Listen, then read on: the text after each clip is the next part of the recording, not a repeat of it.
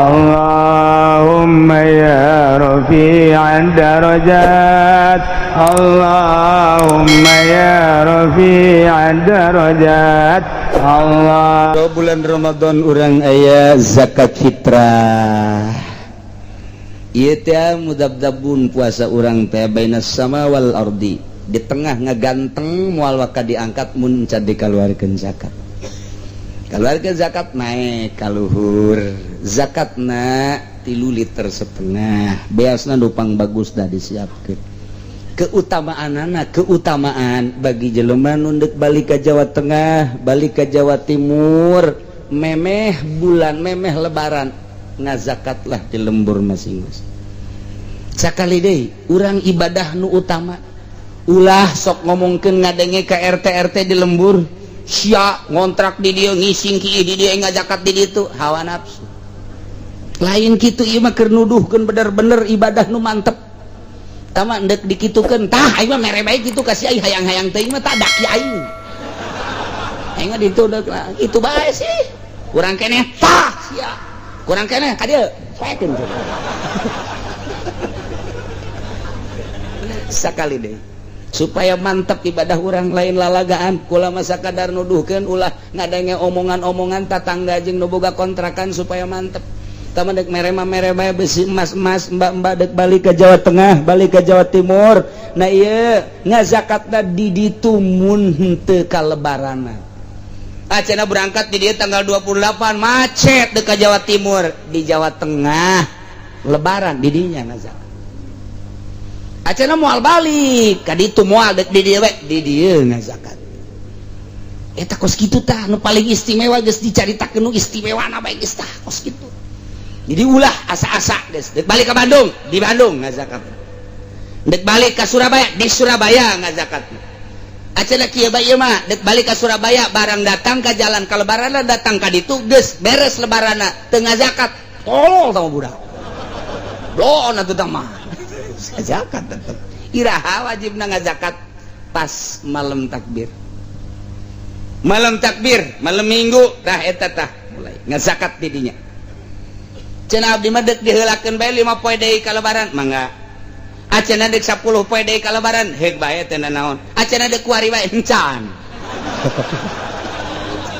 Encan kuari encan. Can asup puasana ge encan. Encan tah ieu zakat teh kos kitu zakat. Nu paling utama nama memeh ka masjid. Ndek ka masjid urang ngazakat di masjid. Allahu Akbar, Allahu Akbar, Allahu Akbar. Urang ngazakat. Luar biasa teteh. Berarti keur nyaritakeun Allah Maha Agung, Allah Maha Agung. Beas mah hina. Sapira 3 liter setengah. Hina, jelema hina, beas hina, baju hina, sepatu hina, mobil hina, dunia hina lantaran rusak. Nu agung mah Allah. Urang ngaluarkeun zakat ketika Allahu Akbar memeh ka masjid. Ngan hese tah mah kos kitu mah ja imamna ge geus diheula. Ka ditu pan make samping meneng ti bupati pan imamna ge atuh. Aduh. Eta imam blon. Nah, mending penting bae geus penting bae. Penting bae geus daripada dikena ka saha kiai ka mustahikna. Saha mustahik zakat teh kiai aya 8. Mustahik zakat teh anu dicaritakeun dina Al-Qur'anul Karim. Innamas shadaqatu lil fuqara fakir. Bikeun ka fakir miskin. Bikeun ka miskin. Cenah ieu mah zakat teh deuk sabilillah, teangan tukang perang. Oh, di urang mah perang na ge henteu, anu perang melalui agama. Jelema nu dakwah melalui Al-Qur'anul Karim eta ge termasuk sabilillah cek Syekh Nawawi cek Imam Nawawi. Berarti kiai-kiai anu bener-bener teu boga gaji, bener-bener liilai kalimatillah nang ngadegkeun, nang tungkeun, ngaluhurkeun agama Allah eta ge geus termasuk sabilillah majazi. Teu naon. Kumaha cenah kuari mah endek ka pamarentah bae asal memenuhi syarat. Ai pamarentah teh asupna kana naon amil.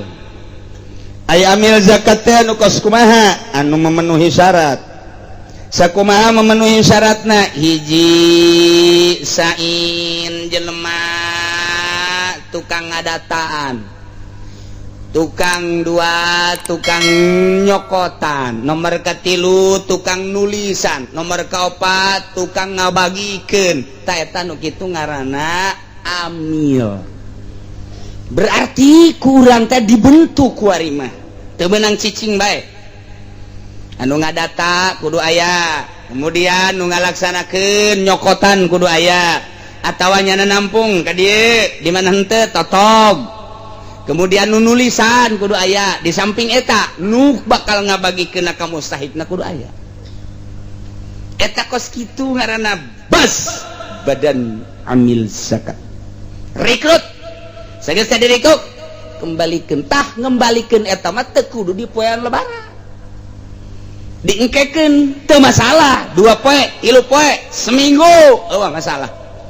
Nunggu mustahik lantaran lebaran peberencar aya reueuh, nu penting ngalaksanakeun zakat da bae. Setelah seminggu kakarak dibagikeun eueuh masalah. Fakir miskin geus karumpul ku ari mah tuh bagikeun ku ari kumaha lamun di ka masjidkeun teu meunang, kamu sholat teu meunang, cenah ieu mah da ku bupati we leg-leg. Masalah ieu mah nas Al-Qur'an.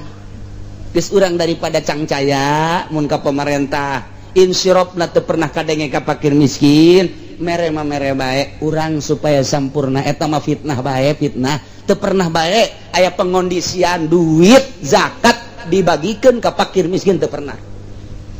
Dibelikeunana ka BHS, dibelikeunana ka Atlas, dibikeun ka kiai anu ngadukung nyana. Lain ungut-ungutan saya kabagian teu. Ayeuna teu laporan ka ditu. Abeh asup golongan Golkar. Nah, kos gitulah jadi kurang sreg. Fitnah urang lamun kos kitu. Ieu mah keur ngabebener ibadah. Beusi urang hayang sampurna ibadah menurut Allah di bere bae eta mah RT mah. Mangga. Urang mana fakir miskin.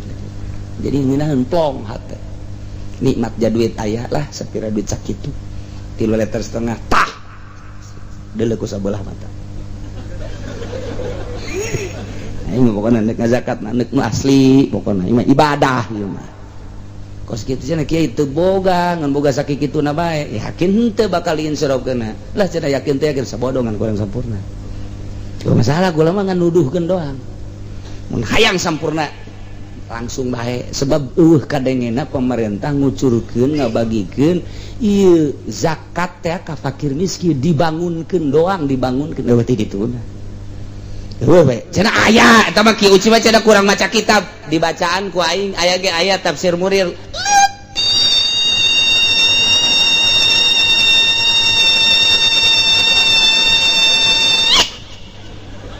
Kadang ku jelisia.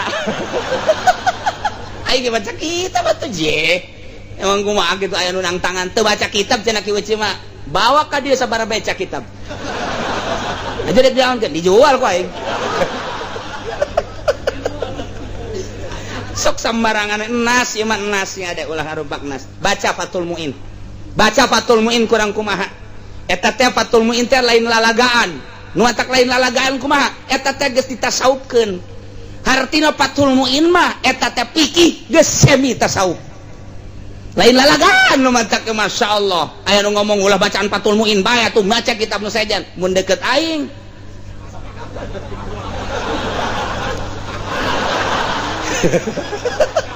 Sia sembarangan ka Fathul Muin kene-kene sia jadi modern.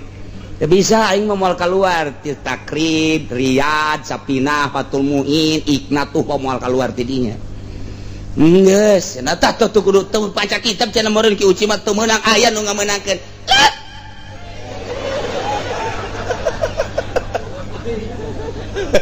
Kadenge ku ceuli aing aya nu ngomong gitu. Teu maca kitab cenah ki uci mah teu ngamenangkeun. Ya, ka dieu sia datang ka aing, mun teu dicacak sia ku aing.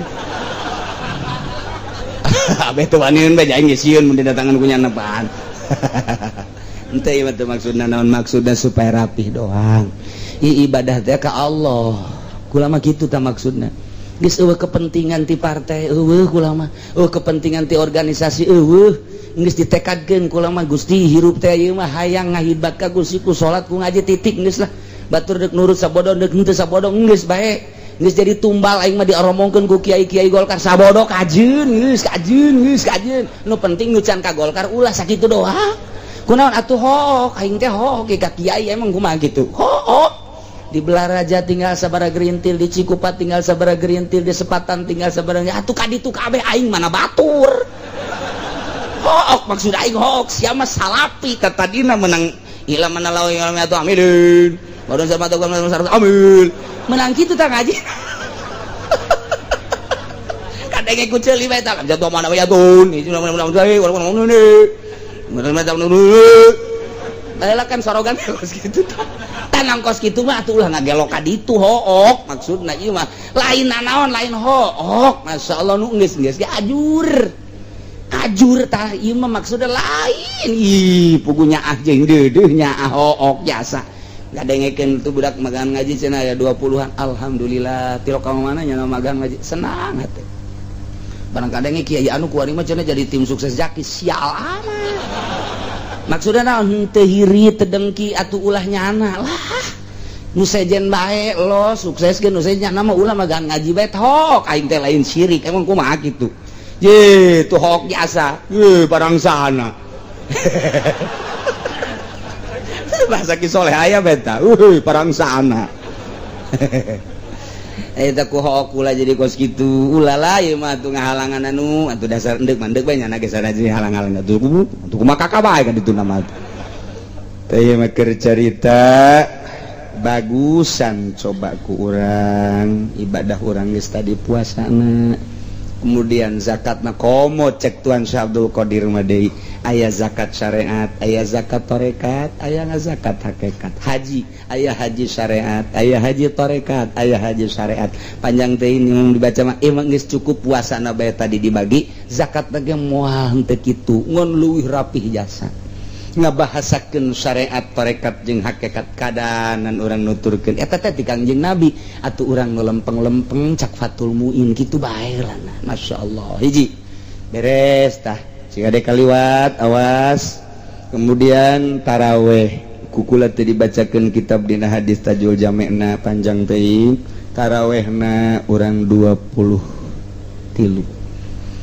23 mimiti Kangjeng Nabi taraweh curung loba jelema taraweh deui Kangjeng Nabi brung ka 3 peuting Kangjeng Nabi di imah wakila ka 4 peuting jelema brung-brungan loba aduh cek Kangjeng Nabi rempan besi dipardukeun tah tidinya Kangjeng Nabi mah taraweh nyalira di bumi ku Sidi Abu Bakar didatangan Tuhan kunaon ieu teu tar ieu di kitab ieu mah dongengna doang ieu beusi engke panasaran bawa ieu kitabna ieu bawangan mayar aya duduiteun amat cek ieu emang kuari mah kitu kuduna lah tah jadi caritana Sidi Abu Bakar datang ka dinya Tuhan kok ieu rempan cek Kangjeng Nabi beusi dipardukeun bangsa urang mah kuat engke ka dituna teu kuat engke tahun 2012 bae urang Cikupa teu karuat teu urang Cisoka mah komo urang Sepatan paling nu kuat teh urang Cilongok doang eta kos kitu ya mentak ituan itu sabaraha 20 sarua bae 23 jeung witirna mantak pupus Kangjeng dilangsungkeun ku Sayyidina Abu Bakar Siddiq menjadi 23 Sayyidina Abu Bakar Siddiq bae Sayyidina Umar, Sayyidina Utsman, Sayyidina Ali 23 deuleu dina kitab hadisna. Cenah Kangjeng Nabi mah 11. Kangjeng Nabi 11 teh witir. Kula mah teu pernah polos di Ramadan jeung di lain Ramadan, salat teh 11 rakaat. Eta mah di Ramadan jeung di luar Ramadan 11 witir. Ari ieu mah tah man soma imanan wah isaban jeung aya koma taraweh maknana 23 diteruskeun moal Sayyidina Abu Bakar 23 atuh sadegeun urang teh kapan alaikum bil khulafair rasyidin tuturkeun khulafair rasyidin atawa 2 bil ladaini Umar jeung Abu Bakar jeung Umar nu ngamimitian 23 Sayyidina Abu Bakar dilanjut ku Sayyidina Umar urang titah nuturkeun eta titah nuturkeun nu 2 titah nuturkeun nu 4 kok buah sa Muhammadiyah teh pemahaman nana anu kurang geus kuari mah geus moal dicaritakeun pemahaman anu kurang mangga bae Muhammadiyah urang mah urang boga kitab nu utuh asli jasa silsilahna nyambung datang ka Imam Bukhari ti Imam Bukhari datang ka Kangjeng Nabi urang Kangjeng Nabi Muhammad sallallahu alaihi wasallam yakinkeun 23 ulah cangcaya wae nu ribut 23 13 nah moal lah mongan ribut bae jadi ulah ya nyalah geus alhamdulillah puasa syariat entos tarekat entos hakikat entos penentuan menurut hisab alhamdulillah entos ulang ngajak moal silahkeun nundek bilu urang babarengan poe Jumat keur henteu na bae tungguan ti pemerintah mangga aya yakin mah ka pemerintah contoh isbat modal tahun kamari nu disengserikeun ku unggal negara mangga bae andai kata ndek bae silahkan bae ulah jadi huru-hara aya masjid dipersilahkeun tah cenah tah atuh tah aya neuk ti heula mah ke kami panderi kunaon haju dikunci kos masjid bapa moyangna bae loba kajadian kos hitu pan tungtung nama akibatna lantaran nyana ngunci akhirna salat ti heula jeung masyarakat nyana teu kabagian beres datang ka kuari teu percaya ku masyarakat nang saha eta kos kitu wallahu a'lam rahasia Allah mangga nyanggakeun ka Gusti Allah geus beres zakatna geus beres urang tarawehna cara urang menangkeun Lailatul Qadarna ulah dipake ka hayang urang menikmati be anugerah urang ibadah eta engke mulai muka tentang kitu Lailatul Qadar teh di awal tepi ka akhir informasi nu terakhirna ialah urang pembukaanana insyaallah engke minggu kadua urang lebaran minggu kahiji natah eta teh kapan 7 poe minggu kadua berarti 15 poe tah eta minggu 15 poe eta ngaji sebab lamun dilengkahkeun ka ditu atuh bunga urang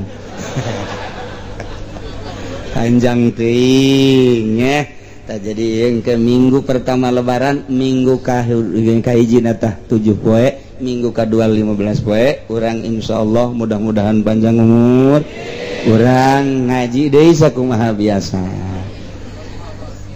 hal masa kumaha biasa tanggal 8 abah tamah ai kaburu mangga teu kaburu masalah awal keluarga jeung anu araringet urang babarengan ngaholan almarhum abah ya temat tanggal 8 biasana minggu Senin Salasa berarti malam Senin urang jadi lamun lebaran minggu nyawalan teh Senin Selasa Rebo Kemis Jumat Sabtu Minggu malam Senin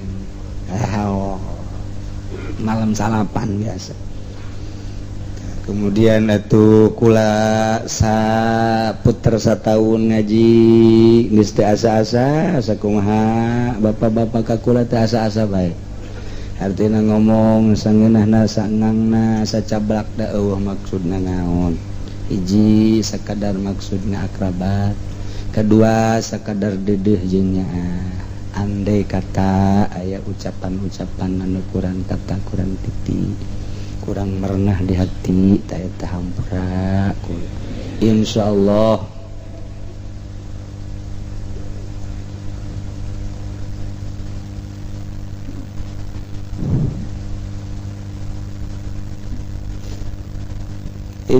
kula mah geus teu kudu dipenta deui jadi urang silih hampurakeun dina sajero sataun kula santri kula anu sogol keluarga kameh bae urang silih hampurakeun jeung urang silih doakeun supaya urang kabehan aya dina ridho Allah Subhanahu wa taala.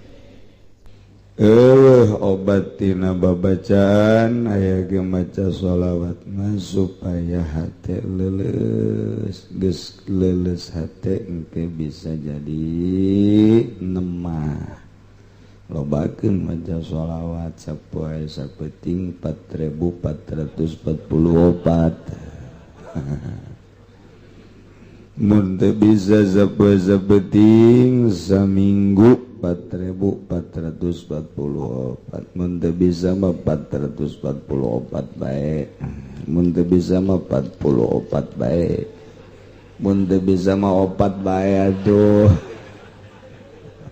Ulah teu teuing bae. Okas orang maca Quran kudu nama sapoe sapeting hatam, mun teu sapoe sapeting saminggu sakali hatam, mun teu saminggu sakali atuh wayahna bae sabulan sakali mah. Henteu teuing mah kos urang we kabehan sataun. Aya nu henteu sataun sakali. Kadele beungeut harenteu kabeh ya mah. Kula kamari ka Jawa ziarah ka makom Kiai Arwani, didinya aya tabel merek qalilun qara khairun min katsirin farra. Mun cek bahasa urang mah maca Quran saeutik ge kajeun leuwih bagus daripada loba henteu. Urang mah pan hayang nama loba tapi henteu. Eta ditulis dina makomna qalilun qara khairun min katsirin farra. Sebab Kiai Arwani mah sapeting khatam Al-Qur'an qabla dina kos abuya Cidahu. Urang mah teu boro-boro hatam sapeting macana ge mana ikhfa mana ikhlas mana izhar mana guna istanya ngaran-ngaran aja. Makharijul huruf teu puguh kaluarna ti sungut si eta mah teu puguh mana kitulah tak kajen teuing tapi urang sabisa-bisa baca bae. Misalnya aki-aki geus leuh aing ngaji ka Serang ya bisi aing ngaji di imah bae bisa-bisa bae. Kajian pahili gitu dan naon asa ulah disapekeran bae nu kos kitu mah. Ngajina disapeker ongkoh sod jeung sin pahili. Ulah. Jeung anu sorana kurang penting ngeunaheun ulah sok digedengung-dengung. Antaran besi aya nu nyeri huntu di gigireuna. Tambah cager pan aya nu maca Quran teh ngeunaheun goreng kadengena suarana makhrajna pas nikmat boro-boro nyana nu maca urang nu ngadengikeun geuna. Aya nu maca Quran teh jang nyana doang ulah jang ceuli batur. Sorana masyaallah sakumaha kaleng kurupuk ngagodomra. Eta teh kudu digunggurah make pentil kadu. Eta tereh sama kos itu maka terenggesan. Terakhir bagi Kiai mohon penjelasan boleh apa tidak sebelum azan sholat 5 waktu. Kemudian baca innallaha malaikatahu yusholluna 'alan nabi dan baca sholawat Nabi sekian. Terima kasih dari hamba Allah sepatan. Azan mah geus ulah maca-maca nu kos kitu langsung azan bae. Mesti kudu maca innallaha wa malaikatahu. Teu kudu maca sholawat langsung bae. Dur, tongtrong, bedug, azan. Allahu akbar, Allahu akbar. Ulah sok nyieun-nyieun. Maca sholawat, sholawat bae ke bae mantes azan sorangan bae. Ulah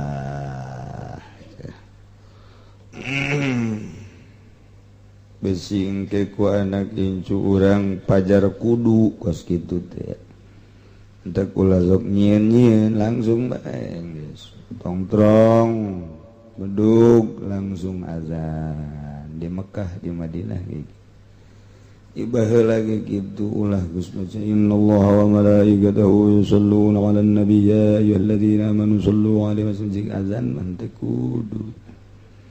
Langsung baik tongtrong beduk ngong azan besi dianggap kakuduan sakitu.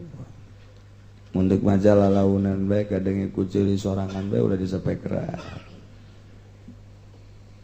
Para jamaah kaum muslimin wal muslimat rahimakumullah. Alhamdulillahirabbil alamin. Teu karasa urang waktu ayeuna urang geus dincak di tahun baru Islam, ialah bulan Muharram.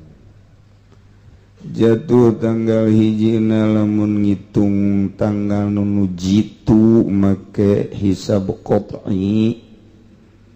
Kitab-kitabna kitab Sulamun Nayren anu geus ditasih ku para ulama di dunia, lain make hitungan Amerika, Inggris jeung Belanda, nyalirukeun tata hitungan. Kehitungan-hitungan palak Turki, ulama-ulama Turki falak Baghdadi Irak, kaya termasuk Sulamun Nayren di urang khususna umumna di unggal nagara, nah jatuhna pada hari Sabtu. Tanggal hiji Muharram jatuh pada hari Sabtu, Sabtu, Minggu, Senin, tanggal 10 bulan Muharram adalah hari Senin. Aya nu nanggalkeun Minggu. Wallahu alam hisabna. Nu jelas ulang hitung mun make hisab Islam perjalanan bulan tetap Sabtu. Mun make perjalanan perhitungan kafir, nah ieu adalah jatuhna Minggu. Kula pribadi nanggalkeun Sabtu. Jadi di poe tanggal hiji Muharram eueuh raramean dina Islam. Khaliful Yahuda cek Kangjeng Nabi, sulayaan ku anjeun kebiasaan orang Yahudi. Yahudi harita buukna kitu dikakatuhukeun ka dieu. Kangjeng Nabi kakenca. Begitu neuleuh Kangjeng Nabi ganteng jasa dikakencakeun, Yahudi nurutan dikakencakeun. Kangjeng Nabi dibelah. Gitu neuleuh Kangjeng Nabi ganteng atuh deuk dikamamanakeun ge nu ganteng mah ganteng bae. Dikakatuh kakencakeun ge atuh ai beungeutna beungeut encek mah encek bae. Tah Kangjeng Nabi ditaluturkeun dibelah ku Yahudi neuleuh Kangjeng ganteng, Kangjeng dikatukangkeun. Ditaluturkeun ku Yahudi teh, Kangjeng dibotakan. Otak aing jak Kangjeng Nabi. Naro sahabat kok tuan beda-beda sih tantuan teh. Oh cek Kangjeng Nabi Khaliful Yahuda, kudu beda aranjeun kabeh jeung Yahudi. Ulah alakur teu beres Yahudi mah ulah diakur. Tuh gitu Kangjeng. Kitu keneh orang-orang Yahudi mah tersepen miara kumis, tersepen miara janggot. Yahudi paling benci karena janggot. Kangjeng Nabi dipiara janggotna, piara terus. Sahabat naros kunaon make janggot dipiara ya Rasulullah. Khaliful Yahuda, sulayaan ku anjeun Yahudi. Yahudi mah datang ke akhir zaman moal resepkeun miara janggot. Mandak sunnah bagi umat muslimin, ulah muslimat masih ada muslimin doang. Bicara mah pugu aja kelepasan ngomong, nyana disunahkan bagi muslimin muslimat untuk memelihara janggot. Cak muslimat kumaha ieu kiai, kapohoan ngomong eta, malum lah kiai bayaran. Janggot duh cenah kiai ayo lain teh hayang nyara janggot jeung lain teh nyaho nyai janggotna aya 3,5 lain janggot akar huntu untuk akaran keluar. Oh masalah sakitu diberena ku Allah 3, 4, 5, 11 tetep baik. Kajian saeutik asal panjang. Sugan bisa pakai namun orang dahar nyelap teh pakai eta tah. Gitu ya. Tah eta cukup gagi kami mah khaliful Yahuda. Geus sakit. Ulah sok dibundang bahan Yahudi. Manda kula mah teu tertarik ka zaman kuari nu teu puguh dalilna Muharram dirame-rame untuk membandingi tahun baru Yahudi tahun baru Kristen teu nyaun dalilna teu ngaji nu bener. Sabenerna sok ulama-ulama nu baraheula aya ngarayakeun satu Muharram. Oh. Eta mah hanya mahasiswa can kebal mah hanya untuk membandingi masa tahun baru Kristen, tahun baru Yahudi dirayakan tahun baru kita tidak. Atuh perintah hadis mana Quran mana nu marentah teu kula diondang ku sababaraha urang bohong aing teu aing mah embung bae dek jantun yatim bae tapi ulah merayakan tahun baru eta teh jijieun ibadah nu teu mendasar.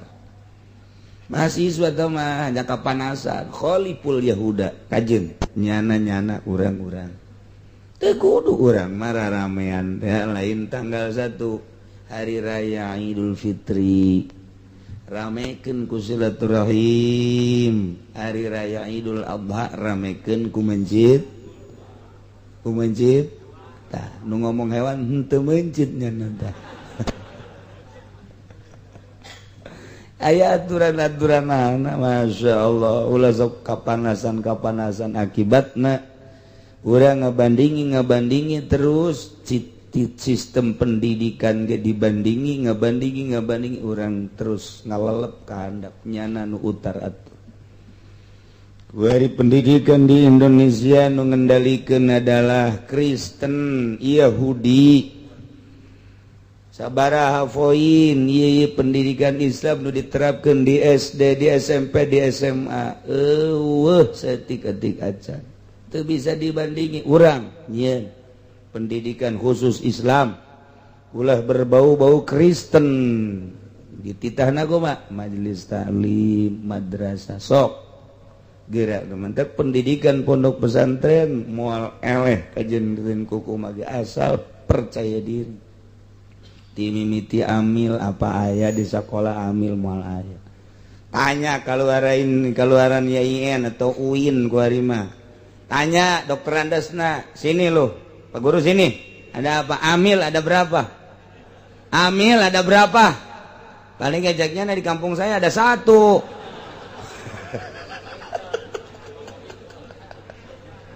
Dengkeun bentuknya amil atuh moal beres ka dituna.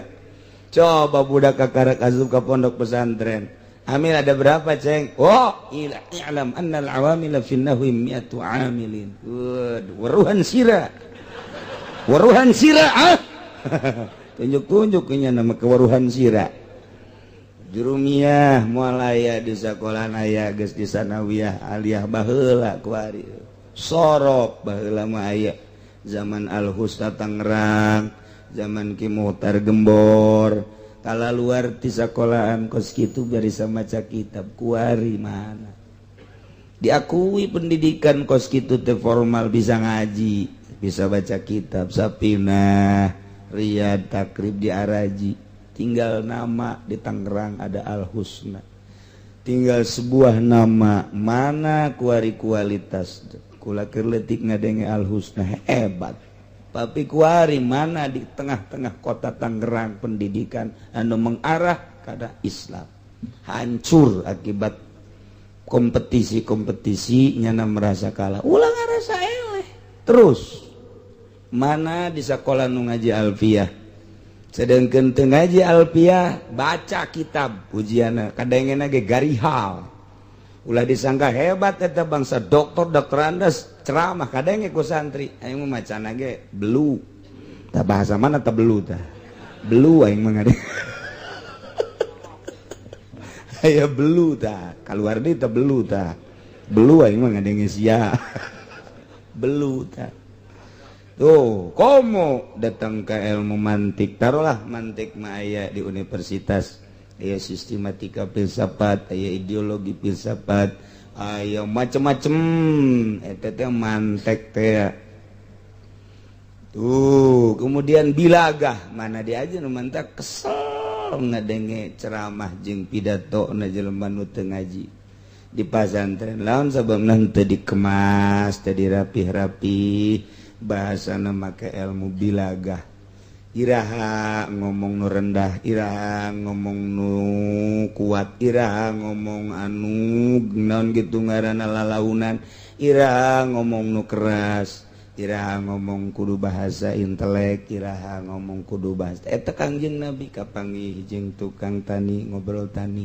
kapanggih jeung tukang perang ngobrol perang kapanggih jeung tukang-tukang urusan-urusan mager ngobrol mager oh kapanggih jeung ngawinkeun korma cek Kangjeng Nabi atuh teu kudu dikawinkeun geumeureunana buahan ieu ih cek tukang korma sakumaha adat buah korma tanggal korma mun teu dikawinkeun teu buahan cek Kangjeng Nabi antum a'lamu bi umuri dunyakun urusan dunia maneh atuh nu nyarah mangga teruskeun atuh cek Kangjeng Nabi teh selalu pas bilagah diatur supaya sesuai jeung muqtadal halna ieu mah di lembur ngomong waduh situasi dan kondisinya lain bagaimana ya mereka itu kok begitu beliau memang begitu cek nini si aing diajak ngomong kos gitu kumaha ya waduh ini sudah keadaannya kurang konfrensif ini waduh bagaimana ya nyana nanya aing konfrensif aing gitu nyaho coba nyana ge nu ngomongna teh nyaho mangidi koran doang lah ternyawa situasi hayang disebut hebat lain gitu nyampaikeun mah iraha ieu teh kudu intelek nyana ceramah di ditu di hotel jeung WTS berarti di hotel mah tuh ya bahasa di itu atuh namun ka Inggris atuh kudu bahasa Inggris disesuaikan gitu itu cenah kiai mah bahasana Sunda bae aing mah becusna Sunda jeung aing teu ngajakan ngaji kanu bahasa Jawa bahasa Maluku khusus jeung urang Sunda doang. Geus sakitu bae sia milo teh sabodo sia tah mah. Aing sakitu diondang bae embung-embung ge teu bisa tah jang alasan aya. Teu bisa bahasana geus kunaon ada kumbung-embungna aing ceramah ngareupan bangsa bintang. Embung aing naon atuh moal bisa diceramahan ya emang nyana mah nyana bae. Nyana mah lain endek maksud ngadengikeun urang titah milu ka nyana modal Kiai Golkar ajur nanti kos gitu bisaeun dinasehatan ku kiai atuh moal bupati mah aya ge kiai supaya miluh ka urusan kabupatihan kadang ku ceuli sia goblok sia kos kitu tah mantak atuh deuk naon dinasehatan ai ka dieu mah berarti deuk ngaji carekan sia ku aing ngaji aing ka ditu teh hayang aing sabira dibere duit 3 juta 5 juta atau Scoopy paling ya aja teu ngadengeun nasehatan naonan ye kiai dengekeun pamarentah mah lain deuk ngadengikeun kiai supaya milu ka pamarentah ngubrus ya kajeun hukum aing ngomong rahasia ya ngomong rahasia ulah dibejakeun kan saja geus pokona masa siang aja bejakeun deui ge gitu rahasia terbuka ngaranna ieu sakali deui lain nyana deuk ngadengekeun nasihat tapi kiai supaya ngadukung ka urusan-urusan nyana berarti kiai deuk diajak ngubrus aju daek ngubrus sa kiai kemana yang ngaji kuari berarti poe minggu mun tanggal hijina Sabtu berarti Sabtu minggu Senin tak isuk tanggal 10 Muharram isuk tanggal 10 Muharram besi di lembur lah cenah urang mah deuk minggu bae sabodo ieu mah keur nyaritakeun kula begitu dihitung melalui falak diakurkeun jeung ahli-ahli falak nu sejen nu jitu tapi Sabtu besidek Minggu sabodo masing-masing geus ulah ngomongkeun goreng nu minggu-minggu hitung nu bener make hitungan naon selama make hitungan nang ulama pasti Sabtu wajen teuing di Pandeglang di Serang di Jawa Timur Jawa Tengah pasti Sabtu mun make ngitungna make kitab ulama kecuali make kitab bule los nah ini teu ganggu ka sia bae ka ditu tanggung jawab ge di akhirat sia make kitab bule rumus sakos kitu kayak gitu jadi mah lain hasil hitungan hasil ru'yat eta almanak nang ru'yat iraha ru'yatna almanak geus gabereleng nah itulah di tanggal 10 Muharram teh lain letik-letik sejarah 10 Muharram eta sejarahna Masya Allah hiji ketika Kangjeng Nabi ti Mekah ka Madinah begitu datang ke Madinah orang-orang Yahudi puasa Yahudi di Madinah puasa cak Kangjeng Nabi akhirnya eta Yahudi paruasa puasa naon bebeja cek Yahudi kami manu mantap puasa mengenang masa kejayaan Nabi kami Musa panjang Taurat Nabi kami Nabi Musa baheula disalametkeun ku Gusti Allah tina kejaran Firaun nah iyalah pada tanggal 10 Muharram sekaligus dikusrukeunana sekaligus dimodaranana Firaun dikeremlah Firaun pas bertepatan 10 Muharram Kangjeng Nabi Musa salamet Firaun ngubrus terkerem di Laut Merah nah tanggal 10 Muharram atuh cak Kangjeng Nabi ana aula minhu wa minkum kaula leuwih utama tibatan minkum tibatan maraneh kabeh bihi wayana puasana nyaritakeun tentang sejarah Kangjeng Nabi Musa kaula mah tu leuwih utama tibatan maraneh Yahudi nu mantep Kangjeng Nabi tanggal 10 Muharram puasa can diinstruksikeun puasa Ramadan terus puasa bulan Asyura terus bae Kangjeng Nabi 10 Asyura hampir asana ieu dipardukeun ieu puasa tanggal 10 Muharram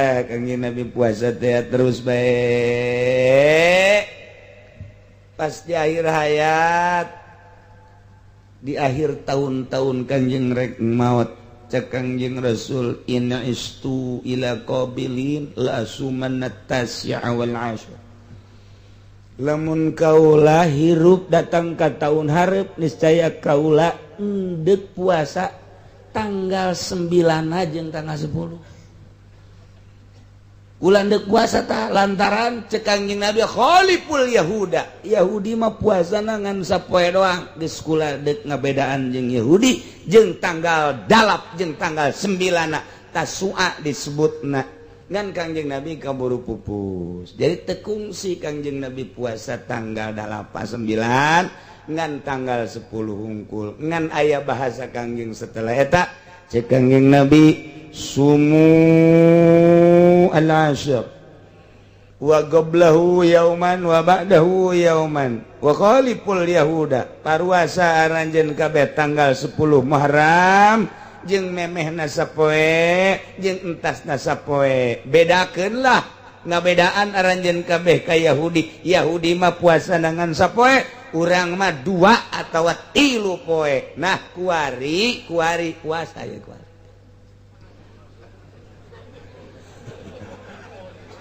tuh uduk geus beak uduk geus aya nu mesen sate deui terus cenah kiai kunaon teu instruksi nyoba aing ternyata teu dielingan we poho tah sabzab tuh minggu Senin gua hari ya tanggal 9 isuk tanggal 10 tanggal 11 jadi 3 poe puasana poe Minggu poe Senin poe Salasa tah bagi nu encan ngadaharna naon meunang ku hari niat Wari baiknya tuh niat gula puasa poe ieu dina poe tanggal 9 bulan Muharram. Tah gitu. Tapi jangan geus jadi ya harus etik mah naon leupet segede kieu ye. Teu kaci teh ngan ai ndek ngelehan beuteung cara ahli tasawuf teh naon ahli tasawuf mah puasa lain. Tapi dahar henteu naon sababna diuji kebutuhan ja butuh ja teu butuh dahar jeung nginum ge ja salat ge masih nangtung keneh naon tanaga aya keneh moal dahar ari tasawuf mah kos kitu lain haram sapeker kos kitu ai sapeker diharamkeun ai boh barang dahar sakumaha orai koros lain tasawuf teu bener kos kitu diuji kelayakan tanaga layak keneh bisa keneh ieu teh nangtung ulah dahar urang tasawuf bakos henteu tunduh ja ieu mah ulah sare ja ieu mah tunduh sanajan keur ngaji molor tasawuf eta geus aya anu keur ngaji hees seret lain tasawuf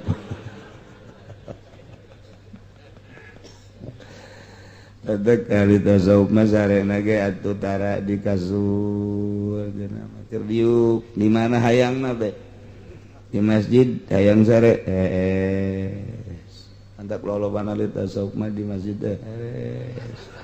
tolol teh tasawuf mah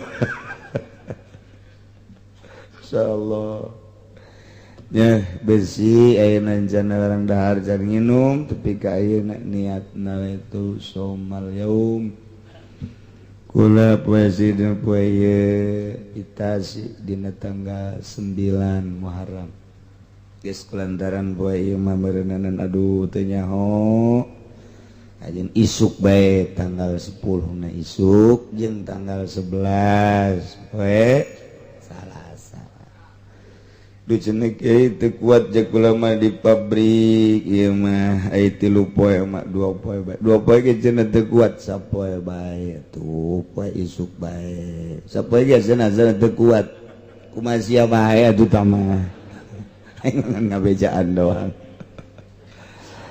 masyaallah hirup teh aya perbandingan jeung hewan ya orang yang sok puasa bae orang yang taneuh mulut sabulan mulut puasa Rajab 27 poe puasa Ramadan sabulan Ramadan puasa eta orang yang taneuh mendak nyana mah asal di bulan mulut bae nyana mendem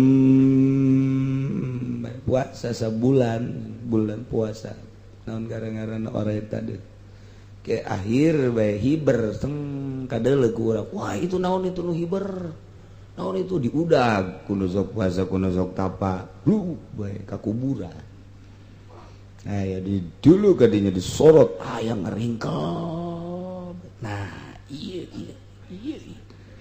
iya asana ieu antak cek dukun bae lamun anu hiber rupa orai teh rupa batu teh tewak bae ngan diberesieun bae urang sebab lain sembarangan orai sebab eta orai keur tapa cium bae dibereun teh urang jarang langsung ditubruk teh jarang sebab naon sebab hebatan orai haris mana tibatan nungudag ayo orai mah puasa nungudag teh atuh hebatan nyangan mentak teu kuat tapi lamun urang puasa deui mah wih atuh dicekel masalah atuh nungudagna atuh eta mah keur ngalamun itu naon hiber puasa teh naon teu penjana mah atuh diudag ku nyana brus orai eleh sinar ku orai sebab sinar puasa na muncar eleh teu kuat teu bae geus mantak geta eta orai tanu mah cicing bae nyana mah sebab geus aya maunatan cara maunah asal kasempar kaganggu dicatek ku nyana digege langsung bae peurahna luar biasa sebab puasa bae tapi orai koros mah orai koros beuteungna dayut orai koros mah aya kicak-kicak dia caplok kujana aya anak bangkong dicaplok malah nu gede mah orai koros mana bangkong ge dicaplok keneh bae aya parai dicaplok endet dicaplok buah bus ge dicaplok keneh bae geus teu main naon bae geus moal namanya kadal ge kadal terus bae. Anak kadal terus bae. Cacing terus bae. Butungna ge dayut mun sebeuh teuing nya nama ngaringkel eta rekoros eta. Ngaringkel sisi sawah butungna ge. Huluna teu kadeuleun. Ieu mana huluna nya nama teu kadeuleun nya huluna. Kahandap nilep. Coba ge tajangan kakolot baheula. Dan nilep di mana huluna ya di kieu-kieu ge kurang di kieu-kieu teu cicing bae. Malah bisa ditampak ku heesna teh teu karasa molorna. Bisa ditampak kieu. Tah, kayak kebal-kebal lantaran kagoyang-goyang leukeut naik gitu. Kok bae tah. Nya beureun asa diganggu ngegel ka urang. Blek bae, urang cicing bae. Tah, dikencengkeun ku nya. Cicing bae. Leeh sorangan untuna coplok. Rekoros. Tah eta teh jelema ge kos kitu horengan. Huntuan. Huntuan jelema tilok puasa mah. Nah, ieu kukula deuk diajak nyebrang jang ka akhirat ieu mah lain jang dunia, jang ka akhirat. Ieu tanggal 9 ieu daswa isuk tanggal 10 jeung deui tanggal 11 sumu. Ya al-asyir Kangjeng Nabi goblahu yauman wa ba'dahu yauman. Tanggal 10 bulan Asyura mah sejarah. Tanggal 10 Muharram disebut Asyura Pahara. Hiji ngadamelna Gusti Allah ka Kangjeng Nabi Adam sangat bersejarah tanggal 10 Muharram. 2 setelah dijieun diantep diasupkan ke sorga tanggal 10. Ilu diturunkan ke dunia ge tanggal 10. Ieu Kangjeng Nabi Adam. Iba lahu diterima tobatna Kangjeng Nabi Adam tanggal 10 bulan Muharram. Masyaallah. Hiji. Kedua, Kangjeng Nabi Musa disalametkeun tina kejaran Firaun. Kangjeng Nabi Musa na salamet. Raja Fir'auna terkerem tanggal 10 Muharram. Tilu Kangjeng Nabi Ibrahim.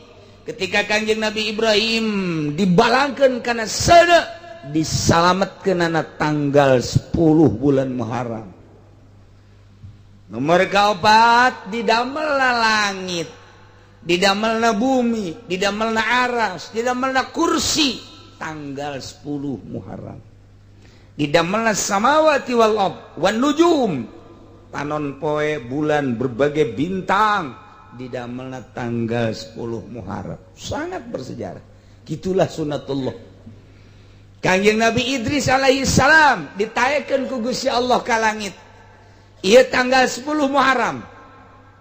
Kangjeng Nabi Isa alaihi salam didamelna ku Gusti Allah tanggal 10 Muharram. Ditaekeun ka langit ku Gusti Allah tanggal 10 Muharram. Lain letik-letik sejarah di tanggal 10 Muharram.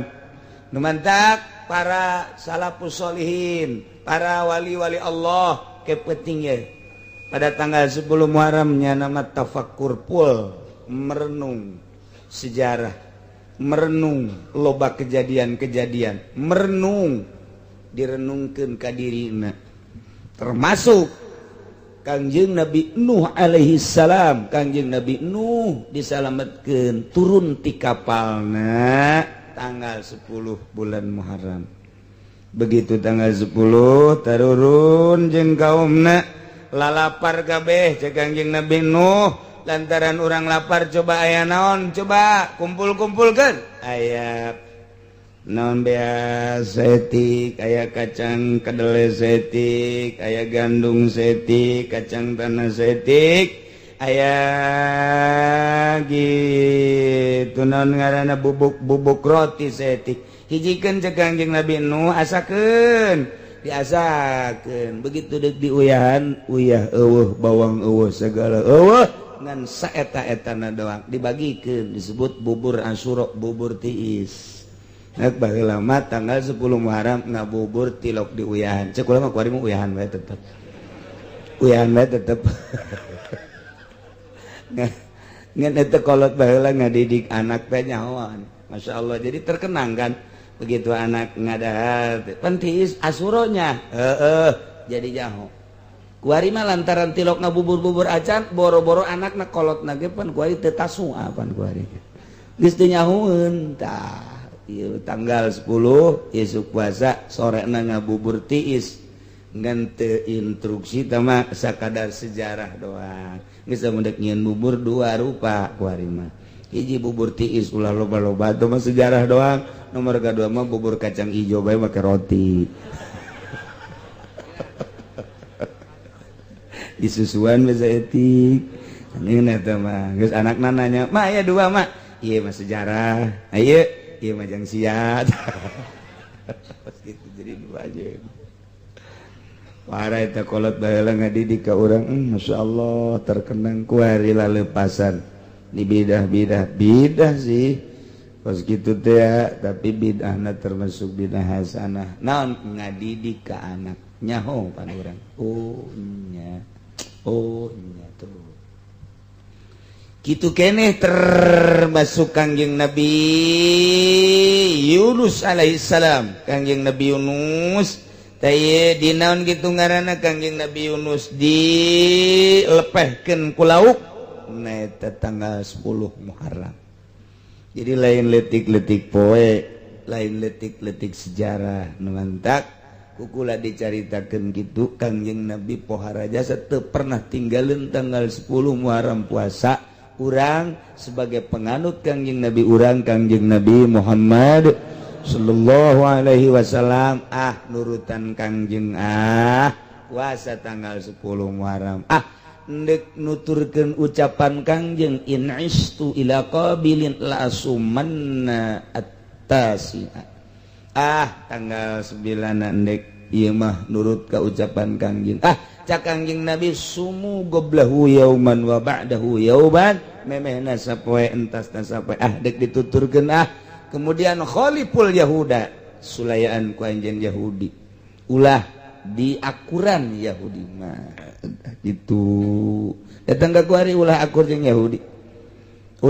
Yahudi naon bae ulah akur jeung Yahudi dina kumis dina janggot ulah akur jeung Yahudi dina pakaian ulah akur jeung Yahudi mantak ulama ngaharamkeun make dasi teh haram make dasi teh kunaon eta akur jeung Yahudi kecuali aya elat-elat tertentu anu menang sote untuk menembus politik bagi nu main di politik bagi nu tuturuti dong sanajan di Pemda sanajan DPR haram bae besi teu nyaho make dasi teh haram elatna lan tasabuh jeung Yahudi man tasabbaha bil Yahudi fahuwa Yahudiyun jelema nu nyarupan ka Yahudi asup ka golongan Yahudi tatangga orang anu DPR teh anu kamari nu kuari maka dasi eta teh min jumlati Yahudi teh kos kitu Yahudi ulah tah kitu je pakaian mantak Yahudi mah tilok make samping mantak kula mah make samping bae kama mana ge cuman coba Yahudi mah tilok aya make samping paling rek HS doang teu make samping ge makana ke calana panjang gawe eta sarua jeung Yahudi aya nu ngaharamkeun ngan ulama tasawuf nu ngaharamkeun teh balik deui ka fikih mah teu haram selama tujuanana nutupan aurat geus atuh masih aya nu kiai make calana atuh teu salah eta teh kiai fuqaha ngaranna lamun anu nasab bambungan tasabuh jeung Yahudi man tasabbaha biqaumin fahuwa minhum dalil eta teu kuat mun dipake di fikih tapi dalil eta mun dipake di ahli tasawuf termasuk dalil nu kuat pantek ge dek lumpat ka mana geus puguh dalilna asal jelas bae ieu dalil fikih ieu dalil tasawuf ulah dihiji-hijikeun dalil tasawuf jeung dalil fikih dihijikeun aya ge make kudu akur nya mikih nya tasawuf sebab man tafaqaha walam yatasawwab wa man tasawwafa walam yatafaqah jadi ai dalilna mah hiji bae ieu Masuk aya jelema anu ngadalil jang tasawuf pakai dalil fikih, jang fikih pakai dalil tasawuf, garetek aing mau ka situ. Engkeuna teu puguh kacau. tuh gitunya tak jadi kula masa kadang ngelingan bahwa poe ieu tanggal 9 nu encan ngadaharna naon niatan puasa nu enggeus ngadahar ge menghormati kana ucapan Kangjeng keun bae aing geus kadahar uduk 2 piring hadeuna ge teh 2 piring jeung kitu jadi ka ditu teu peuti lapar ya aing ye moal aing moal dahar poe ieu ke dahar-dahar tas zuhur beres Masyaallah hiji terakhir dina pembahasan hadonah teh mengenai hewan urusan budak geus beres dibahas ku urang urusan nu edan geus beres dibahas urusan rokik jeung amat di negara urang mah tapi pembahasanna geus beres kuari mah dek nyaritakeun pengurusan hewan urang boga munding boga sapi boga domba boga persi boga bebek boga soang boga hayam boga manuk purukutut. Nah termasuk boga lauk eta ngaranna hewan sedangkan urang teh disuprih ku sara hakikatna Gusti Allah majazina Kangjeng Nabi urang teh kudu sianah liruh kudu ngaraksa kana ruh hormati ruh sing hade lantaran ruh ieu adalah titipan Gusti Allah nu ditempelkeun tadi ka manusia kuari ka hewan nah ieu teh ieu moal aya bis jelema nu bisa nyieun hewan komo nyieun rumah boro-boro nyieun nanyakeun ge moal aya nu bisa ngajawab yasalunaka anir ruh qulir ruh min amri rabbi naranya sahabat naranya manusia kanjeng Muhammad tentang ruh jawab qulir ruh min amri rabbi urusan roh mah urusan Gusti tama urusan pangeran moal aya nu bisa ngan Kanjeng Nabi secara khususiyah nyaritakeun urusan diri urang aya zahir aya batin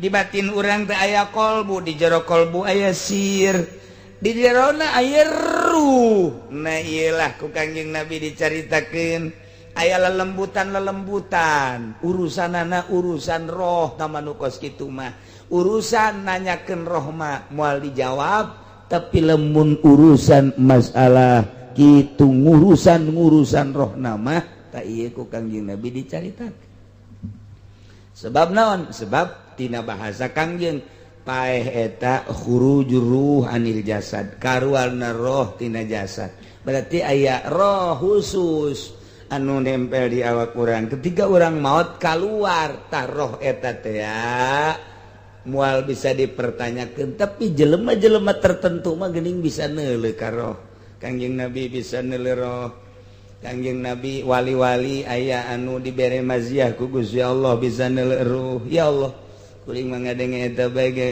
mani muringgak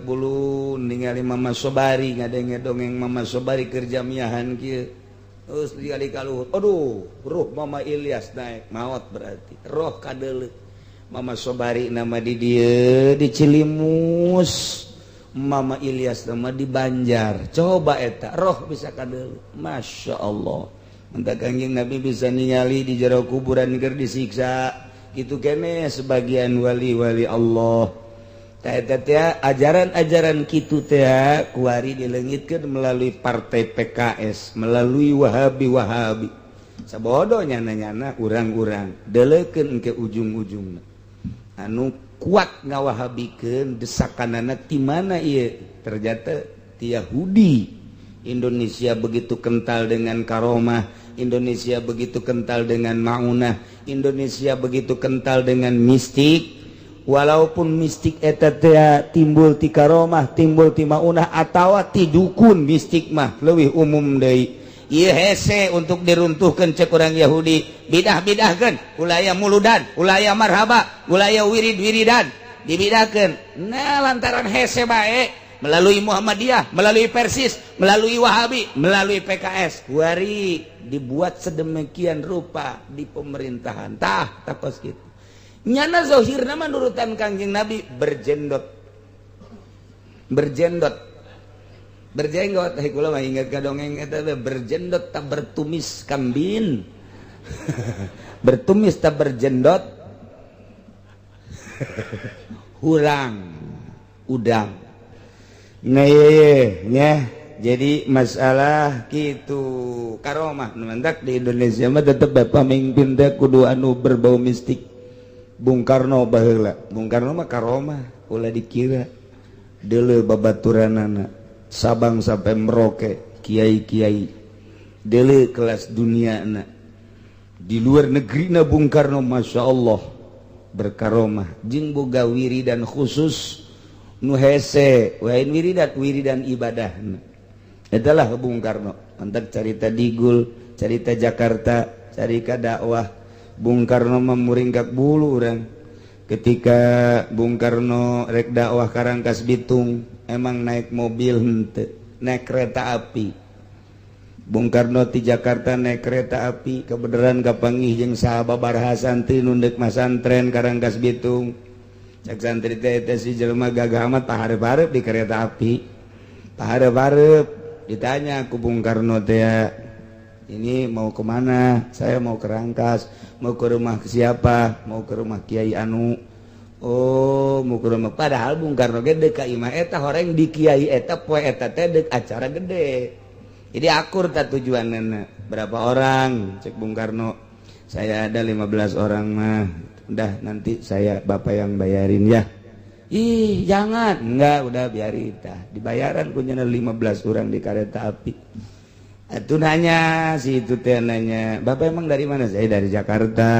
Nama siapa? Nanti juga kenal lah, nggak usah tahu. Tawadun teh coba. Lamun kuari, Bapak ini siapa? Nggak kenal loh. Lihat nih apa nih? Nih. Waduh sembarangan doh. Bung Karno, Masya Allah.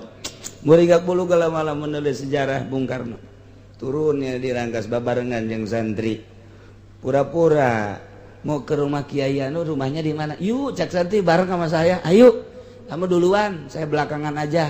Sebab saya nggak tahu rumahnya. Terus baru datang ke imah Kiai itu rame. Cak santri pun rame amat. Nanya emang aya acara nungguan Bung Karno? Tak Bung Karno nak, horeng eta. Aduh, cak santri teh aing kita tadi bareng jeung Bung Karno horeng anak. Tawadu, ieu mah kula keur carita tawadu. Masya Allah, pohara amat. Tinggal santri be aing tadi bae atuh ceknya teh aduh ngobrol bias Bung Karno ku tawaduna terus ceramahnya na pidato na pinuh ku hikmah Al-Qur'an jeung hadis terus bae maka cek kiai eta wal kula disebutkeun kiaina nyaho padahal mah ku ari ge moal helanan sejarah pohara ieu Rangkas Bitung Pandeglang Tangerang nya ceramah jadi Bitung ceramah nanu di Bitung mah inget bae ku anfusakum wa ahlikum naro. Andak abah kula sok dongeng Bung Karno bae eta ceramah Bung Karno ku anfusakum wa ahlikum naro wa quduhan nas wal hijar. Jagalah anfusakum dirimu baik-baik wa ahlikum dan ahli kamu sekalian. Kalau kita cerita diri kita di sini, kalau kita cerita ahli ada ahlun fiddin Bung Karno.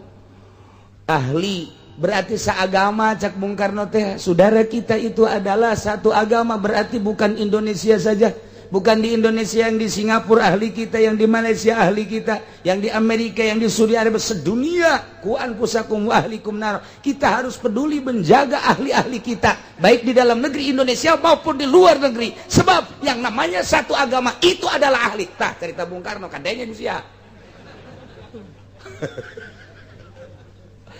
nah iya tah keur di Rangkas Bitung santri tinggal kurucut cai mata beres ceramah Bung Karno balik dek di alam terkeun henteu cekna kareta bae tah jam sabaraha ka Jakarta aya kuari gubernur naik kareta Allah ulah memeringkak bulu lawan tak dikenang Bung Karno lain baik ku bangsa Indonesia dunia mengenang Bung Karno. Masya Allah neye ku anfusakum wa ahlikum naro di Rangkas ayat ceramah cerita kenegaraan namun di Rangkas bang sebab Ndek itu menentukan 4-5 penaikan bendera walaupun masih ditahan ku Belanda tidak diperbolehkan, tapi Bung Karno geus ceramah tanggal 17 bendera Sangsaka merah putih harus naik apapun yang terjadi. Ceramah di Rangkas Bitung seperti itu. Tidak peduli negara manapun yang akan melarang penaikan bendera tanggal sekian, tetap harus kita taikan, harus kita kibarkan di mana saja dan siapapun. Indonesia harus mengibarkan bendera pada tanggal 17 Agustus 45. Eta ceramah di Rangkas. Tuh bareng sih jeung Soekarno jeung aing. Bupati Gejan bukunya hawan sejarah kos gitu. Buukuna ge geus teu meunang di kamana-mana sejarah. Geus inting-intingan bukuna ge. Sejarah Bung Karno. Eta teh kan kuari dikasetkeun aya. Ceramah di Bitung aya kasetna, ceramah di Rangkas aya kasetna, ceramah di Pandeglang aya kasetna, kuari barisan da kuari nyahon asli nyahon lain ge. Pokona eta bae lah. Eta teh bukuna ge. Teu meunang dibacakan ku bangsa Indonesia nu eta mah. Nu eta mah nu asli nu kuari anu eta mah nu di segala KPKI-an segala nu eta cerita PKI na lain dek MKI ke anta kaju nama Indonesia Kiai loba masuk PKI emaknya mualnya Ki Hairun salah satu deh jelema nu dituduh PKI lantaran Bapak Ki Ahmad lantaran babar jeung Bung Karno seserian Ki Ahmad. Iya sejarah tanggal 10 Muharram 10 Muharram iya hewan kumaya hewan ya Zaid boga munding cek urang Bandung munding ge cek urang Belaraja mah kebo serem kadang-kadang kebo Taeta Ki Zaid boga hewan munding boga hewan sapi boga hewan domba eta teh kudu jelas pengurusanana hiji kandangna jang paranti meuting ka hewan mah meuting si hade ke jang paranti kulem ulah gitu manyai ka kebo kulem ai ka jelema segera hees tibalik jang paranti meuting eta teh kumaha kahayangna ieu munding teh kahayangna kuduna teh kitu naon ngaranna dipirunan kudu make pirunan sebab betaheun nya namun make pirunan sapi kitu keneh ulah eureun-eureun nya mah tina cai jeung jukut domba nah ieu domba teh kudu puguh tempatna teu meunang berkeliaran domba awas sing ade urang boga domba kemudian domba naik ka imah urang kemudian domba nyabut gitu tatangkalan orang engke di akhirat nu bakal di BAP nu boga domba sing hade sebab domba mah kudu diraksa lain kudu dilepaskeun kumaha lamun hayam seru bae ayam bebek Persi silakan hendak bah tapi rumat kudu aya tempatna lamun Persi nyaba ka imah batur gandeng man wah soang gitu lain versi muang kumaha lamun boga imana keres pan waktu teh waduh luar biasa aya nu jam sakieu mah hees jam sakieu mah maca Quran jam sakieu mah tafakur jam sakieu mah batur tah mah nyaritakeun batur nyaritakeun urang mah lain kitu ja maca Quranan ja urang mah tah eta teh waktu teh eta pan waktu ieu hees kumaha keur waktu hees aya muang panetanya lep-lepan aya soang kemudian dek ngagebahkeun pan eta tunduh sok leungit ngagebahkeun heula tunduh sok leungit asal tunduh leungit teu hees lamun teu hees peuting teh pan terganggu boga pagawean wirid boga tahajud andai kata atawa soang jeung Persi naik ka imah pan ai Persi mah model lamun kurang diantepkeun nya mah tenang we asal digebahkeun crot eta heran Persi boga kamonesan versi teh kos kitu jana mah eta versi mah mun kurang lalaunan dah moal tapi lamun digareuakeun coba buktikeun ku ari bisa dibuktikeun versi deuleu tah asal digebahkeun crot ngising nah iya ngisingan imah batur lahan batur eta ngaganggu di akhirat bakal ditegor Masya Allah geus cukup ulama ngabahas tentang hewan.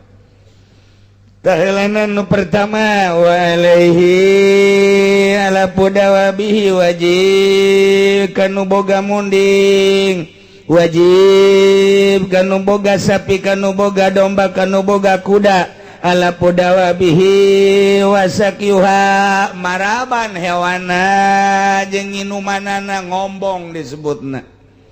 Kudu dikombongan teteh sesuai jeung kebutuhan manehanana. Munding ieu mah gede kebutuhanna sabaraha tolombong. Sapi kitu keneh sabaraha tolombong. Mun di urang mah kitu nan ngaranna sundung. Bandung tolombong. Sabaraha sundung ya, sabaraha tolombong ya, kitu keneh domba. Mendak rarapih Cianjur, Sukabumi, Garut, Bandung domba marahal dijualna ka urang, sugan berkeliaran berkeliaran mulai Bogor, Cianjur, Sukabumi, Bandung, Tasikmalaya, Garut, Ciamis, nyararieun tempat ke ngarit ke diweta baragus di urang mah aing ngajual hayang, aing urusan embung dilepaskeun bae ku urang digebahkeun marah nu bogana. Tolong teh coba. Tolong tuh dilepaskeun. Masya Allah atuh batur teu gaok pepelakan, batur teu gaok pepelakan. Nah eta lah mendak digondrong mah satuju tak kula mah digondrong di Kebon Jeruk baheula di Ciledug lantaran rame-rame nya nama melak naon ngaranna bunga kembang. Mun aya embe kadinya embe saha bae? Pencit bae. Kakarak, "Ini kambing siapa?" "Kambing saya." "Bawa mak lu udah dipotong sama gua." Beres. Gondrong eta kos gitu. Iya, mun marah tuh kenapa ini kan tanaman bagaimana sih? Ceknya kan itu mah harus dipagar. Udah gua pagar, kambing lu ke sini. Entar mah kalau lu marah, elunya gua potong lu. Babarengan orang gondrong mah kan. Nu miara geser wajeng di Cianjur kitu bae tah. Masya Allah datang ka kuari berkeliaran gondrong Kebon Jeruk tu Ciledug bukan nu kembang Malaya. Nu aya mah masih kene budaya jahiliyah mah. Ieu pasar Kemis Cilongok henteu Cilongok teu tinggalin. Pasar Kemis Kendal kaditu terus budaya jahiliyah na masih kene. Kabaheula-baheulaan sepatan mah komo bapa moyangna teh mah kaditu. Ya Allah ya Rabbi mentak imah teh imah bararsi di urang mah tatanggalan lain embung melaknya nage asal melak baheula-heula jeung embe ge ngobrol tuh dahareun urang tuh keur dipelak embe ngobrol nu melakna ka jero bah kompetisinya baheula-heula gelut embe jeung embe. Saya teteh hese jasa itu kosit daya wajib dijaga sing ade kitabna aya besi pajarkeun eueuh kitabna daya walaihi ala pudawabihi wasagyuha wajib eta hewan teh kudu dibere dahar dibere nginum disebut dikombong. Kemudian termasuk hewan-hewan anu laletik mun urang boga piaraan hayam wajib diparaban mun aya nu paeh kurang parab bakal ditanya engke ku Gusti Allah. Jangka neraka mah cukup teu kaparaban hayam bae. Boga lauk urang paraban lauk ge sarua bae kebutuhan manehanana sakumaha.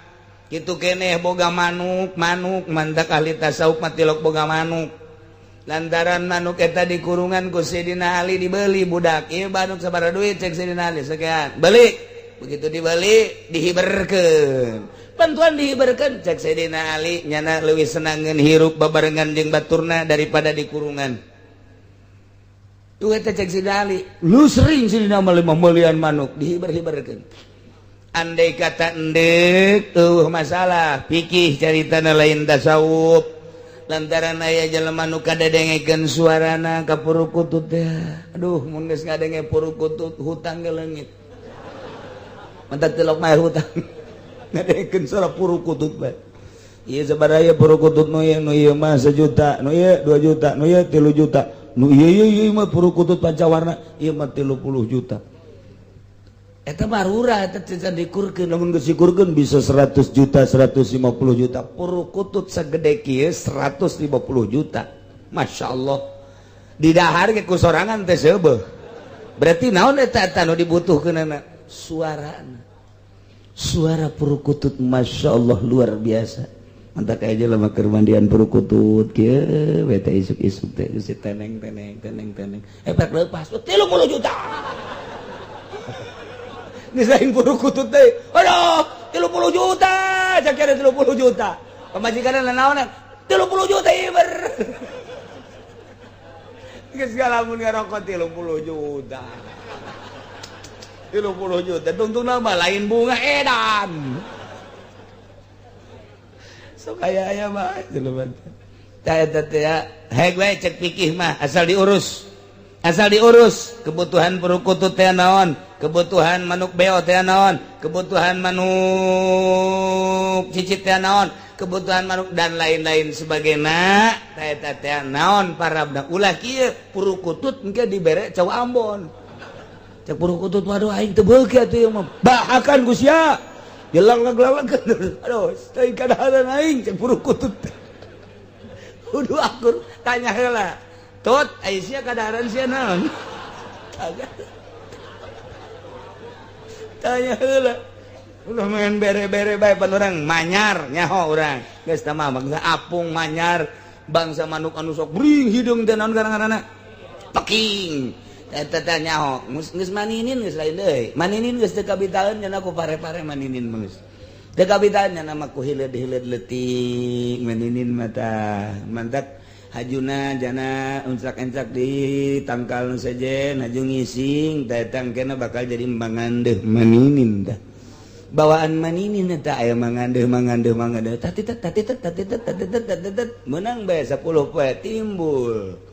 Mangandeuh bawaan manuk maninin teh nu sok mamawa mangandeuh mendak aya dina hayatul hayawan kita hayatul hayawan paranti nganyaokeun manuk jeung karakter-karakterna kabelah ditu haram jeung halalna ka maninin mah manuk teu bagus sebenarnya mah lantaran pamacokna panjang ai manuk leutik ai pamatukna panjang nu mantaknya nama kabeukina ge teu bagus hileud na engke di mana-mana nyana enclak bakal nangising di dinya engke bakal jadi mangandeuh teh pan teu bagus maninin eta manuk teu bagus kuari mah dibeli ku batur sabaraha duit ieu maninin 500.000 heran aing mah maninin 500.000 naon nu diarahna isi maninin tah eta kos kitu lah.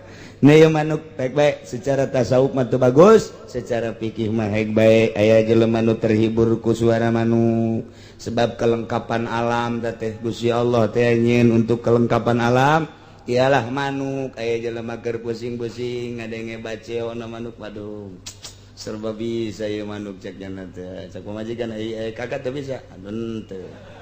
Ngabaceo boro-boro ngabaceo kakak mang ojek eleh bae sial sia. Manuk lu ngabaceo nya nu ribut. Manuk serba bisa. Tah eta lah manuk bah ieu kadaharanna kudu diselidik mun ti kukur naon, perukutut naon, beo naon, meninin naon, manyar naon, kerak naon. Mun kerak bahaya. Kerak mah bahaya ulah bae. Urang resep jasa ka manuk kerak pan aya sasada mah bagus. Pak kerak tah. Tapi ulah naon sebabna? Atuh pada haranana teh paranti isuk-isuk keluar teh. Bahaya ke atuh ambreng-ambrengan. Kerak nandak aya bahasa kolot baheula dasar kerak beuki tai. Kerak. Tapi budak kuari mah teu penting nyaraweun ka manuk sebab manukna geus eueuh aya ge di tempat manuk ai baheula mah zaman kula leutik asal keluar bage masyaallah manuk jaket trot. Serem ngaranna jaket trot. Sareng gunting nu hidung teh geus puguh alap-alap di luruh kuntul mah di sawah rentul anu luar biasa. Urang neuleuh kuntul sasawah ngayapak putih kabeh masyaallah luar biasa. Manuk sok baheula manuk aya di sawah teh eta alam nu kamari subur teh neuleuh manuk di sawah di huma Masya Allah tatangkalan kabeh haju tatangkalan naon ge bangun nu boga buah tangkal buah teh ku kabehan di ala eta berkah amat baheula mah aya tangkal buah hiji angin gede di parulung ku kabehan nu bogana aja teu nanaon kok bisa teu nanaon atuh nu bogana ge teu melak ieu da janjian sorangan tapi eta di kebon pohara jasa kebon mana wae bisa dipulung ku urang eta zaman barokah anu luar biasa nah zaman kamari tinggal kenangan kuari mah geus sareres hese subur mah subur tapi sabares ningali manuk geus eueuh kunti anak teh baheula mah ngahiji jeung jelema ngahiji kunti anak teh aduh urang-urangnya nanya urang kaluar aya kunti anak kan tah aya kunti anak kan tah kamu malam Jumat majeng malam Salasa aya kunti anak aja bae kolot mah ngomong teh aya nu reuneuh malam salah nah mulai tah kajahiliahan aya deui tah heuh bener bae emang osok aya teh asal aya kueuk aya nu reuneuh ditungguan ku kueuk dumantak abeh naon eta pinter kolot baheula mah kasalakina ulah ka mana sia ulah ka mana pamajikan sia geureuneun emang kunaon tuh kueuk di luhur sok aya kunti anak kan mantap salakina atuh ngahekeke we di dinya ngolotan disebutna terus gitu ala lakur beta kolot baheula teh aju deui nurut beta minantuna mendem ka mana ieu mah ngadenge sora kueuk cenah kadua yang pemajikan puguh mah beukian nyanana da zaman kamari ieu geus eueuh tah kamari ieu tapi bener urang kaluar beta kueuk aya tah urang kueuk teu kebel aya nu sora tuh nu bogana cak nyaran urang nanya ka kolot nu bogana kueuk teh kendaraanana nu sok numpakanana eta oh kitu kunti anak ngaranna heuh kunti anak sok kumaha kunti anak mah nu sok ngarumbay buukna eta kunti anak ngaranna ajunya nama tilok make calana kunti anak mah pentingna kadeuleun teh kunti anak kolot baheula teh dongeng kos kitu kuari dikontrakan Pak Haji loba eta loba aja eta kunti anak mah lulu eta insyaallah baheula mah naik eta naik manuk kueuk kuari mah naik Scoopy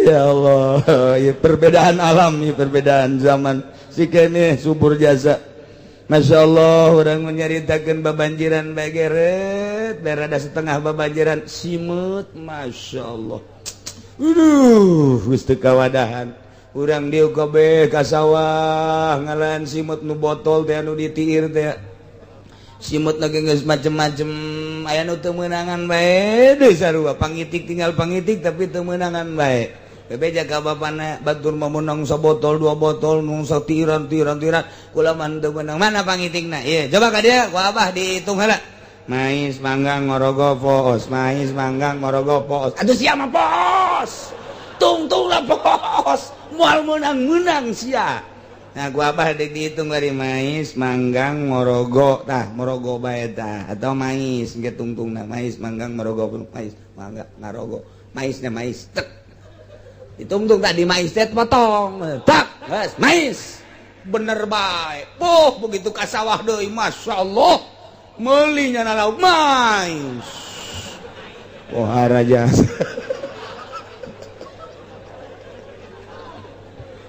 cikene alam-alam nu kos karari itu teh urang lamun aya kokorolokan didelekeun we urang aya anak lele pasti aya indungna aya anak lele segede kieu segede curug indungna kajen kumaha ge aya indungna tangan geus ulah di tangan cakolot pasang bubu wae ge pasang bubu geus terapkeun ka dinya kotrek lah malah loncor mah eta cai ka sisina ge artina henteu rapi tapi eta pinu nang saha eta nang Allah melalui malaikat ka dinya karunya teh budak bubu pinuan padahal tuh moncor ka dieu ge bisa tah ka sisi bubu tapi masyaallah dibawa luar biasa.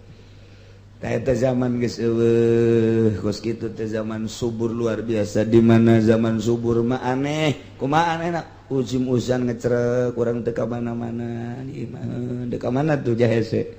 hese tapi dahareun ku Allah dikiriman boro-boro di sawah disolokan leutik ieu di luhur kenteng bae aya lele aya gabus model bae model di luhur kenteng bareng keur kieu we tiris isuk-isuk aya cai dia hujan ngecerk ih di kenteng aya lauk gabus gede cokot nang saha ngiriman sak Allah sia dagang teu bisa tani atuh hujan dahar mapan sia kudu tak ini kiriman gabus ka kenteng tah goreng ku sia asal urang boga kayakinan ka Allah dahareun datang ka urang ieu mah kuari kayakinanna geus eueuh kayakinanna kieu lamun teu digawe hese sia dahar atuh hese bae bohongan kayakinanna kana digawe mun teu sakola sia teu boga ijazah moal bisa digawe atuh kayakinanna ka dieu kadinya mendak anak inda zoni abdi bi kuring mah kumaha sangkaan hamba kula kuari sangkaanna geus eueuh kayakinan baheula mah yakin dah cokolat baheula deuk ka mana mah teu kudu dahar asal ngadahar ieu naon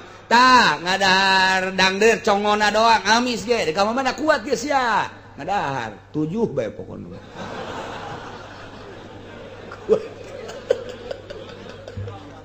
kuat yang amis deui geus kitu bae tah mah masyaallah pohara jasa kukuk bae kukuk leutik keneh isuk-isuk urang gadinya leutik cokolat teh hayang ngadahar kukuk amat gampang tutupan ngan tutupna make anu diawit teh naon karata nu diawit teh kitu longkopna tutupan make longkop ngan make kuku heula dikitukeun saeutik trek longkoban gadenya bisa ditungguan aditu heula sakedeung samenit 2 menit sajam dede bude kukuk ngadadak bude coba eta kolot baheula bisa kos kitu eta ya Allah ya Rabbi Masya Allah ieu mah keur carita zaman-zaman kamari nu budak kuari mah geus teu ngalaman kos kitu ngalaman kuari mah HP digerogeun ke ku bapana hei teuy hei ka dieu berarti itu si kurang teu gadege tah naon kagok mah nang sameulikeun eta HP-na nang mana aing teh ceurik pan ai dibere digerokeun teu nembalan ieu zaman kos kitu kuari zaman HP nu meuli kana mana lantaran nyanana ceurik ai teh dibalikeun ceurik ai dibalikeun atuh eta kos kitu digerokeun teh kita ka warung teh balanja embung mah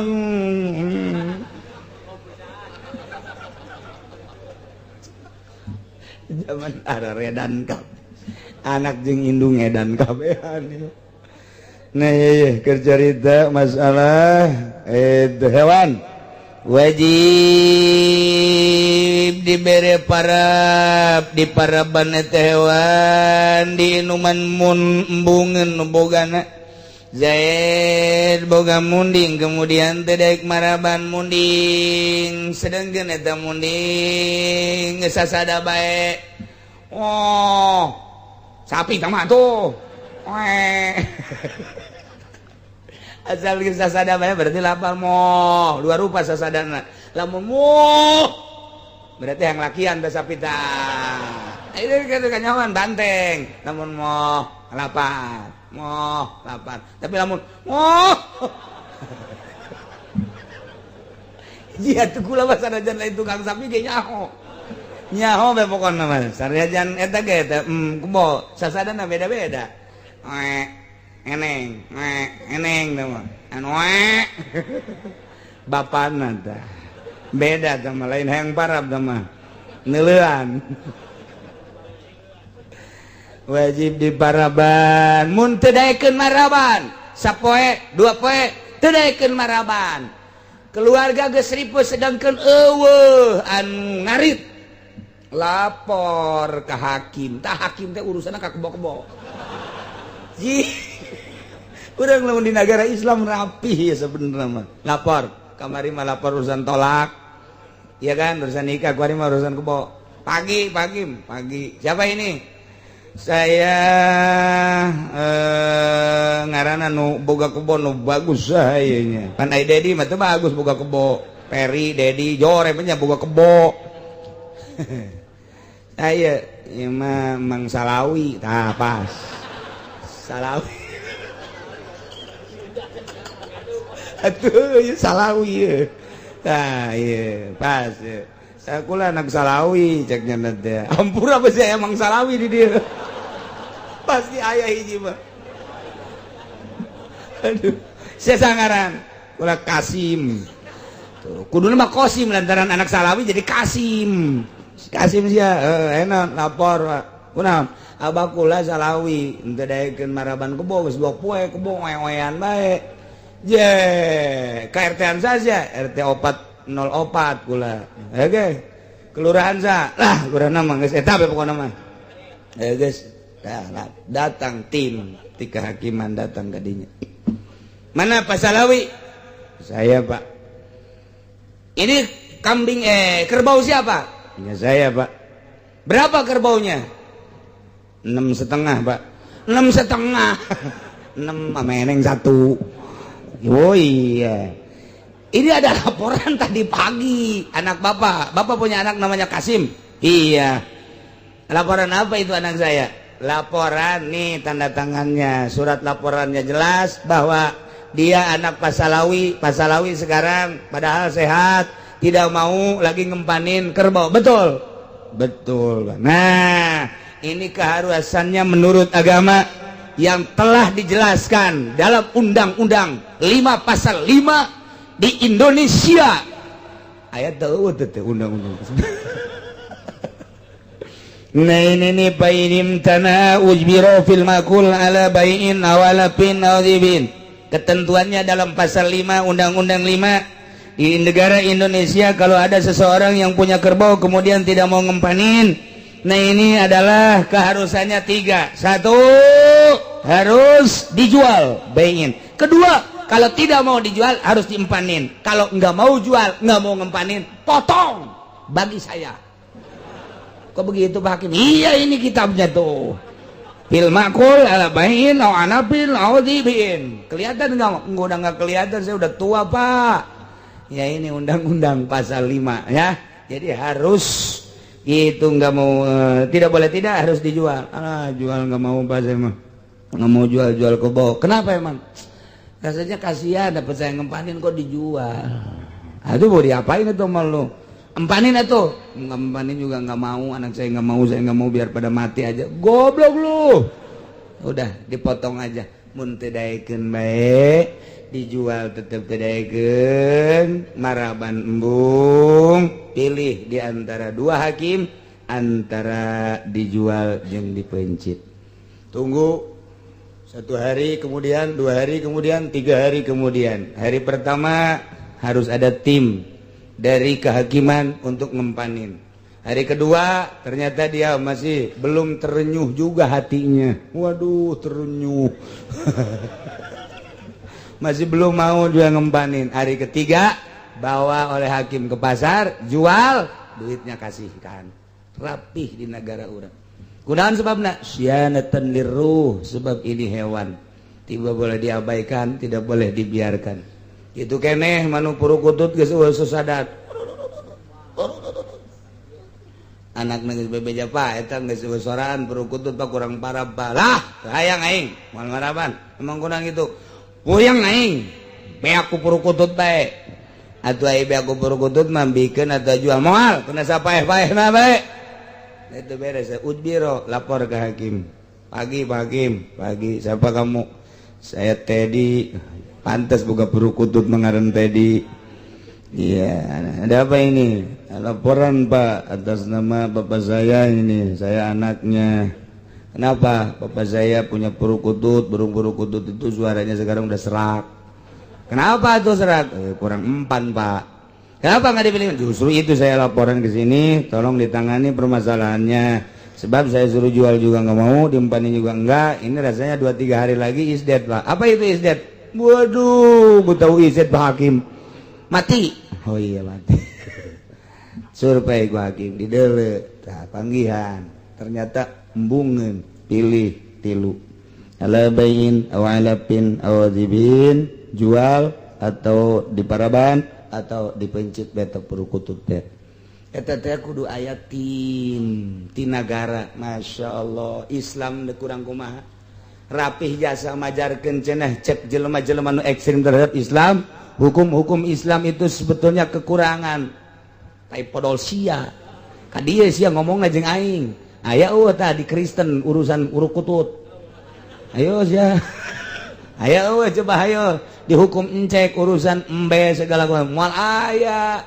Paling aya kemanusiaan doang, mengganggu dan mengganggu. Ieu mah lain ketentuan langsung tinu bogana ti Gusti Allah melalui Kangjeng Nabi urang, melalui penjabaran ijma ulama jadilah kos kieu. Ya Allah, eta lamun hewan anu di dahar. Nu di dahar dan nusuk di dahar mah ya sapi, ya munding, ya domba, kemudian itu aya nama hayam, persi, soang. Nah kumaha tilu tak ketentuanna namun teu daekeun. Mun teu daekeun maraban jeung inuman, berarti tilu ketentuanna bai'in, jual, alpin, parawan, awazibin, pencit. Kumaha lamun binatang nu tara di dahar? Aya binatang cocokan tara di dahar, ucing misalna, anjing misalna, boga anu hideung teh naon ngaranna nu sok aya di Lampung teh, nu sarua jeung mamang teh beungeut teh. Siamang. Nah, camang teh eta teh ua-ua dan lain sebagainya. Eta binatang-binatang maung teh ya. Kemudian gitu boga di kebun binatang mapan segala binatang aya. Komo teh ku ari mah taman safari mah seluruh binatang dunia aya di taman safari mah. Urang dek ningali binatang India, binatang Afrika, binatang Amerika, binatang nah aya.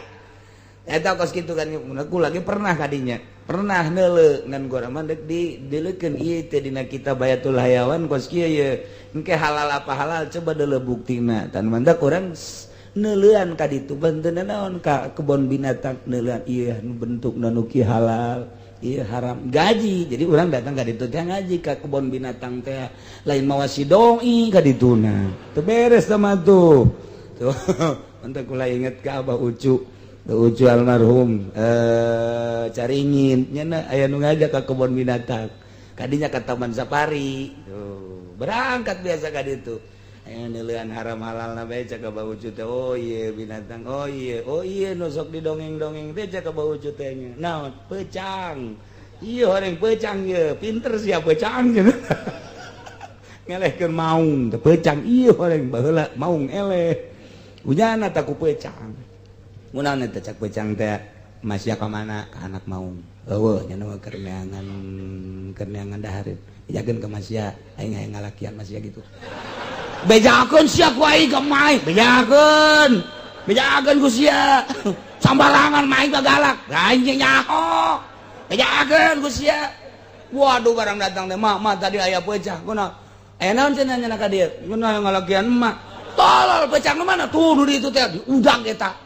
Di udah aku mau wah atuh peucang teh nyeuleuk deui wah ai beunang asana cak peucang ieu ai beunang asana ieu kabeneran aya gonggorong asup jana ka gonggorong set mau ge poan set teu asup mau mangan sakieu doang nonggeng we peucang balik deui ka dieu nah ini dia